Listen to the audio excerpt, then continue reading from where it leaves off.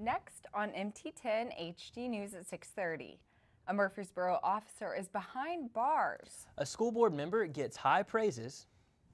Nashville hosts a CBS special. All those stories and more to come on MT10 HD News at 6:30. Your news starts right now.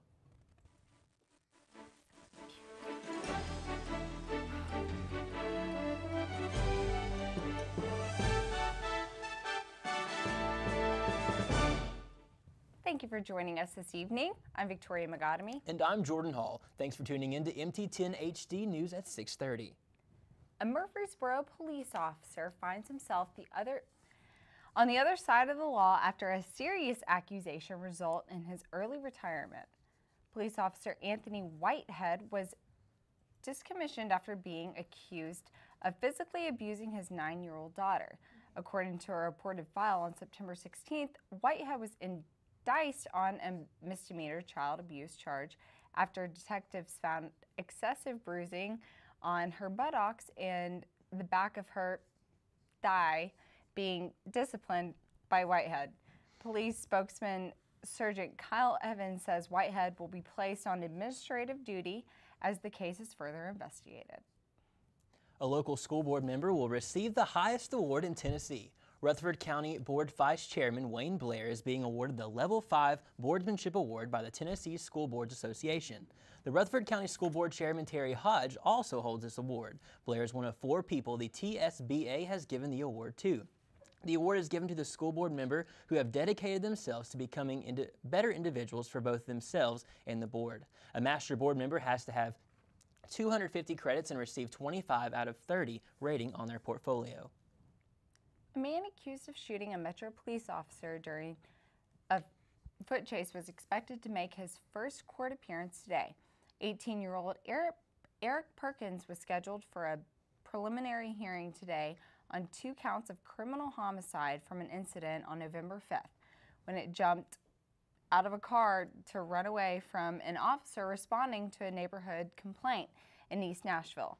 During the foot chase, police say Perkins started shooting at 2 uniformed officers in an alley. Officer Fade was in the leg. Officer Carol Fondal fired back and hit Perkins in the upper body. Perkins already had charges pending against him from an arrest in May. Fondal was injured. Denson continues to recover at home. There are many dangerous jobs out there, but most people wouldn't consider pizza delivery to be one of them. MT10's Chris Davis joins us now with the story. Chris? Thanks, Jordan. MTSU student Andrew Linder was delivering a pizza at a local apartment complex when the next thing he knew, he had a gun held to the back of his head. Tonight, Andrew just feels lucky to be alive.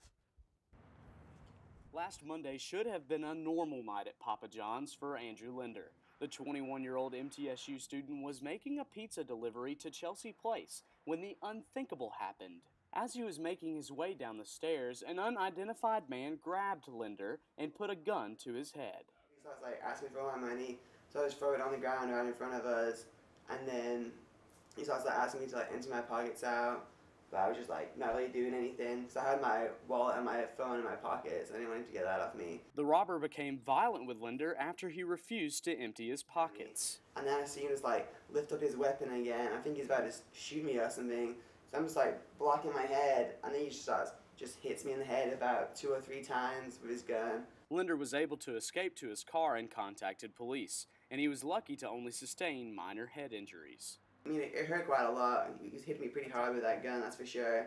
I had a couple of lumps in the back of my head. Perhaps the most interesting part of Andrew's story is that despite all that he went through on November 5th, he continued to work that night. And not only that, but he returned here to Chelsea Place to deliver yet another pizza. Only this time, he came prepared with a tire iron. Despite the ordeal last week, Linder says he's learned something through all this, to be more cautious. I'm definitely I'm walking around, and as I'm walking into any apartments or anything, I'm always just looking behind me. As I'm going down the stairs, I look around the corner. And to all the criminals out there, he delivers this warning. Next guy that tries to jump me, he's gonna get it, that's for sure.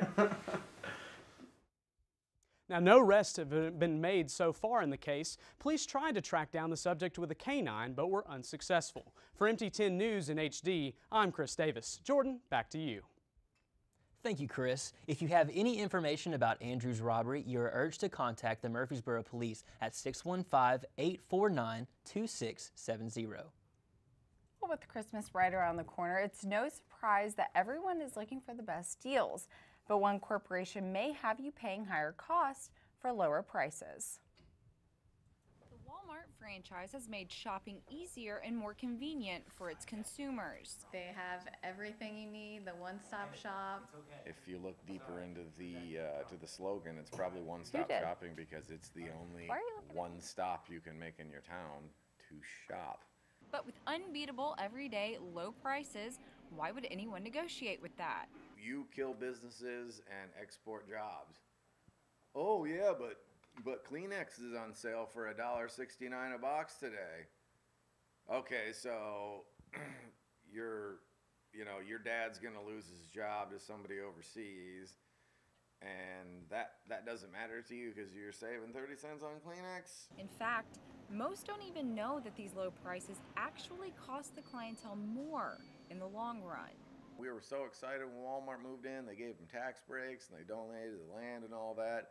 They came in and shut everybody down. And one student shares her reasons for staying away from the famous Wally World. My true concern is the mom and pop businesses, because I don't want them to go out of business, because even during the holidays like this with Christmas right around the corner, I try to stay away from big corporate businesses like Walmart.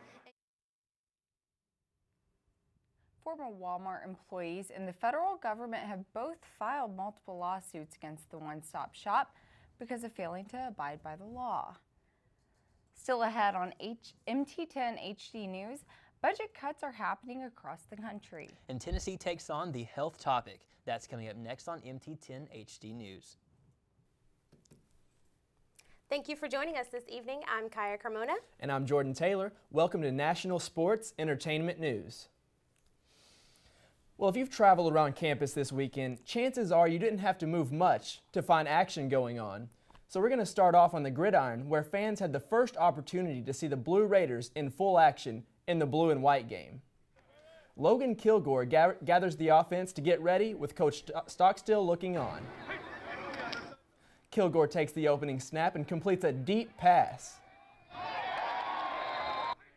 4 plays later, Kilgore takes the snap, looks downfield before connecting with number 9 Kyle Griswold for the 21 score in the back of the end zone.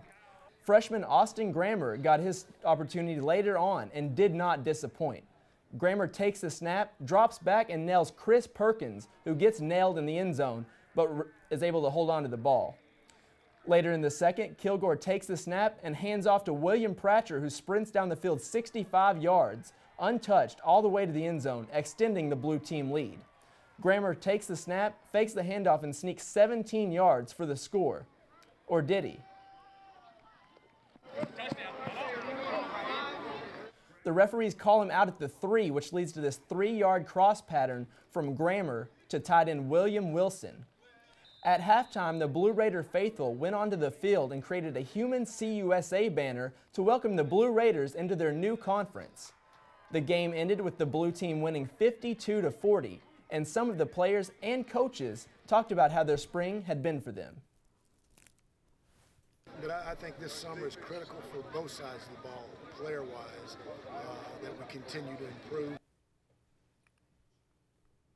The Blue Raiders opened the 2013 season at home against Western Carolina on August 29th. Traveling across the street now, the baseball team was in action for the second time this weekend. The Blue Raiders began a 3-game series Friday against Florida International Panthers. That double play was just the beginning of another tough match for the Blue Raiders. They gave up this triple down the third baseline in the second inning, scoring the Panthers' first run on the play at the plate for Florida International. They went on a win for the game for 7-4. Switching from hitting to kicking, the Lady Raiders soccer team took the field Saturday to wrap up their spring season. The Lady Raiders in blue took on the alumni team in yellow Saturday, which is a fun way for them to wrap up this semester. The teams traded goals before ending the game tied 2-2. The team finished their spring season with 4 wins and 1 tie. They also finished last season as co-Sun Belt champions, but they were not able to make the NCAA tournament. The women's team are graduating 2 seniors, but they will also be welcoming 13 new faces to take their place. The track and field team took home 4 titles in the Vanderbilt Invitational last weekend. The men's 4x100 meter relay team was won with the gold with 41 points in 41 second time. Emmanuel Trujizmi crewed past the field by 8/10 in his 400th meter win. The track team also posted 5 runner-up medals. The Tennessee Volunteers are headed to Murfreesboro to take on Middle Tennessee inside Reith Smith Jr. Field tonight. On the mound for the Blue Raiders will be Paul Mittura as he faces off against Tennessee's Blake Thomas. Middle Tennessee is currently 2 games above 500 at 22-20, while the Volunteers are at 17-21. The first pitch happened at 6. The MTSU men's golf team started out hot in the opening day of the Sun Belt Conference tournament. The Blue Raiders finished the day 7 shots over par, putting them into their tie for the 3rd. The team was led by Lucas Armstrong, who shot a 69, just 1 shot behind the lead. The Raiders are hoping they can continue their strong play in the final days of the tournament. Still ahead on NSEN, how are the NBA playoffs turning out? And who are the best rated NFL players for Thursday's draft? That's coming up next on National Sports Entertainment News.